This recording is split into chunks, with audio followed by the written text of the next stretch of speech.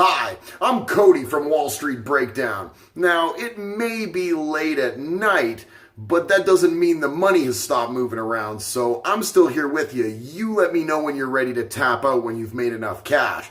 I still got a little financial news to cover. The big news for tomorrow's marketplace is probably Switch going public. So Switch is a large data center company, and if you're thinking about this IPO at all, I would encourage you to sit down with your licensed professional financial advisor, go over the prospectus. This is something that's going to take some due diligence, but I'm going to go over some of the finer points of tomorrow's IPO.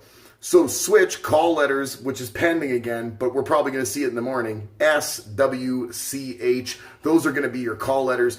31.25 million shares for sale at an IPO price of $17 a share. That's a lot higher than the $14 to $16 people were estimating. They're going to raise about $531 million off of this offering. So the underwriters have 30 days still, obviously, to buy additional 4.68 million Class A common shares at the IPO price. Some of your major underwriters are Goldman Sachs, JP Morgan Chase, BMO Capital Markets, Wells Fargo.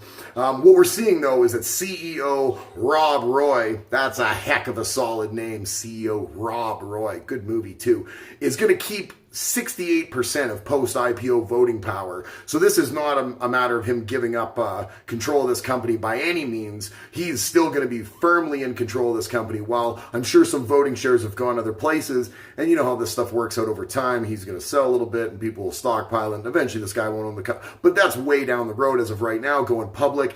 Rob Roy, cool name, wants to own Switch as they go public. He's staying the CEO with all the voting power he needs to make any kind of decisions. So still the buck is going to stop with him. Tomorrow, you got to believe that the market's going to be buzzing about this. We love seeing IPOs as a relatively large company. It's not going to make the S&P 500 right off the bat, but we could see moves in a couple of days that might put it into the S&P 500 because you never know how this works out. These IPOs sometimes can go off the charts. We've already seen them priced up to $17, which is higher than the 16 or 14 we were assuming. So who knows where this goes, but definitely keep an eye on this tomorrow. If you're thinking about doing any kind of investing, especially IPO investing, it's going to be very, very speculative.